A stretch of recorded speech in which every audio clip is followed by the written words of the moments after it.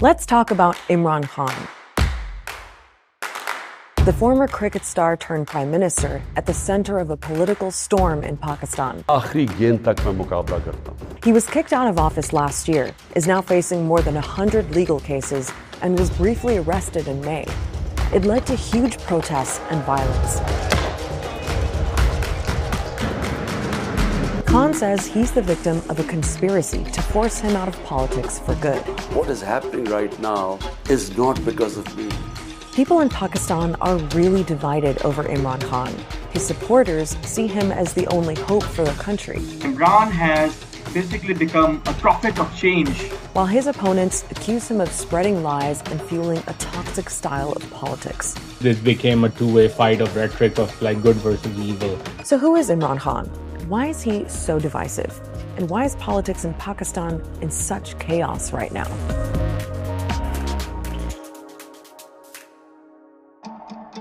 First off, let's run through Imran Khan's backstory. He was born into an upper-class family in Lahore and went to an elite high school. He studied at Oxford University in England, but it was his cricketing career that made him into a superstar.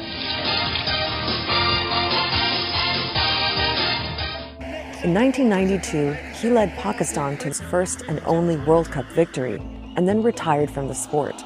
He's easily the greatest Pakistani cricketer of all time. A very glamorous cricketer too. That glamour, of course, brought him to the attention of high society in London. In the early 90s, he was hanging out with rock stars and royalty, and married a British aristocrat.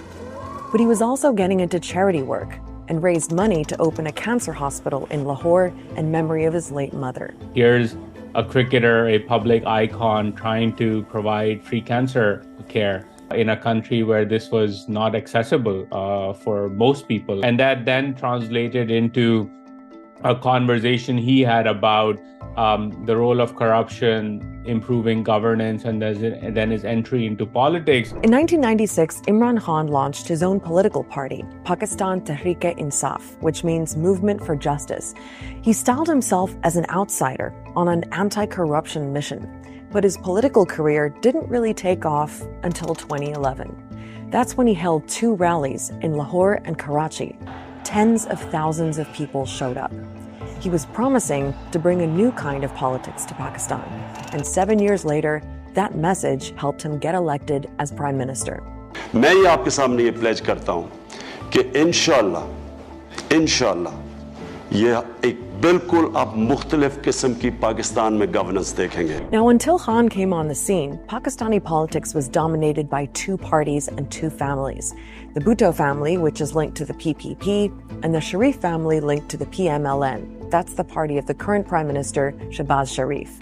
For years, the 2 sides have been alternating in power, a pattern that Khan was determined to break. To demolish what he called the grip of dynastic politics in Pakistan. He's very popular among young Pakistanis who do not see the old guard as being representative of their ambitions and aspirations. He's also popular among middle and upper middle and elite classes. They are of the view that Pakistan have been harmed by the politically corrupt elite for too long, and Imran is our hope. Now, there's another layer in Pakistan's politics that you need to know about, and that's the military. Since Pakistan's independence in 1947, there have been several military coups, and generals have ruled directly for 33 years in total. But when there's been a civilian government, the military still plays a big role behind the scenes. They have like such a strong, influential meddling going on that no government in Pakistan really gets formed without their involvement. And it seems that was also the case for Imran Khan, that the military was pretty influential in his rise to power. This is something which is acknowledged by the military leadership of that time. People who have subsequently came out after the retirement and acknowledged and confessed that yes, we have helped Imran win. And Khan actually sold himself as a candidate who could work with the military. They were seen as being on the same page. The constant struggle and tension between civil and military establishments in Pakistan was something that people expected would end with Khan coming into power. But it didn't. Here's what happened. So it's 2018, and Imran Khan's just been elected prime minister. It was actually a pretty contentious election, and his political opponents accused him of fraud. But Khan was popular, and for a lot of people, it felt like a fresh start. Remember, his big thing was tackling corruption, something he said was at the root of most of Pakistan's problems. So he went on a massive anti-corruption drive. Many politicians and government officials were arrested. Khan's supporters approved, but his critics said it was one-sided and that he was only targeting his political opponents, though Khan denies that. Order in the house, please. Another criticism was that Khan's approach created a kind of vindictive and divisive political atmosphere. When he made compromise a bad word, you were all in with Khan or you were anti-Khan for whatever reason, that was the conversation. Khan brought with him an extremely divisive and some would say hateful style of politics. Much of that reflected in the language that he used, haranguing his opponents and accusing them of being thieves and crooks. सिर्फ हम जिससे मुफाहमत कभी नहीं करेंगे वो लोग हैं जिन्होंने पाकिस्तान की अवाम का पैसा चोरी करके मुल्क से बाहर लेके गए. Now, the economy was a big issue when Khan was prime minister. He inherited a lot of problems, including a major debt crisis, and he had to deal with COVID too. But the bottom line was that living conditions for most Pakistanis didn't improve under Khan. Inflation soared and the value of the currency fell. As the economic stress mounted, people sort of began questioning, what this hope and change mantra was all about. And I think that began to then erode his popularity. Overall, your democratic, your human rights, these things were being impacted. Politicians were thrown in jail, things like that. But economy was also being impacted. And along with these things, Imran's relationship with military also started fracturing. Now, it's hard to know exactly how Khan's relationship with the military broke down because this is behind-the-scenes kind of stuff. But strains developed after a couple of years with Khan as prime minister. It seems the military wasn't happy about the way things were looking. The economy was in bad shape.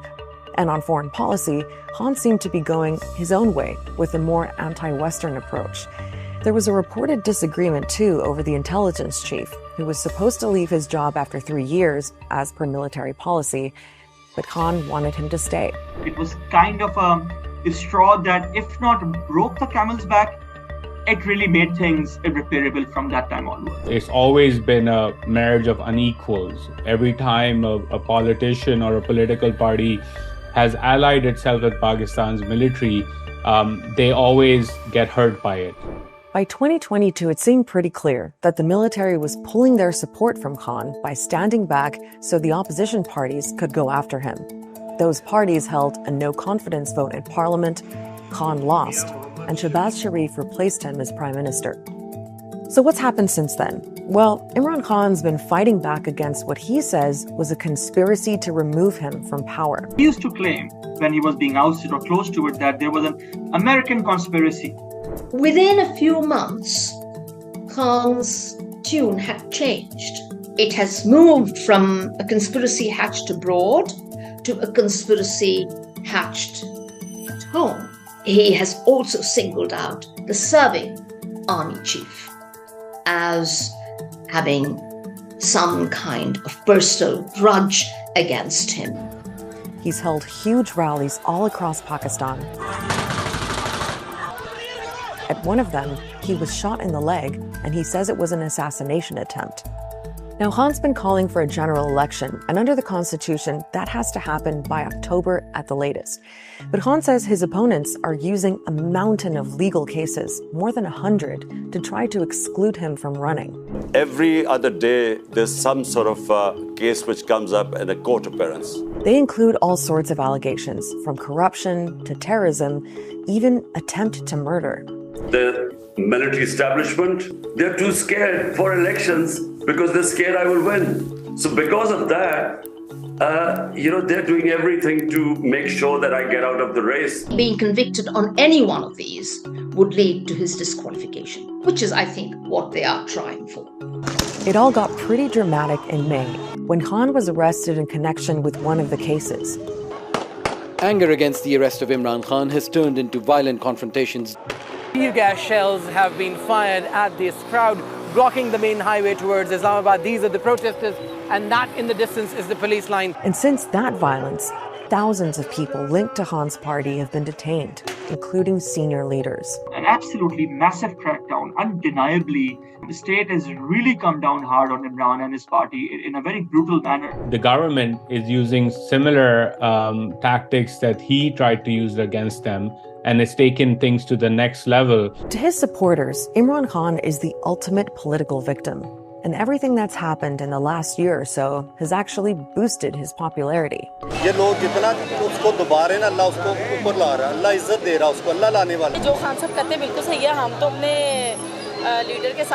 By all accounts, Imran Khan today is Pakistan's most popular politician. I think there is agreement that if elections were to be held tomorrow, he would win. So Imran Khan is as popular as he's ever been.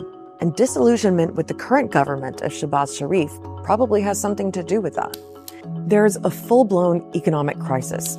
Pakistan is running out of foreign currency and could soon default on its debts if it can't secure more loans.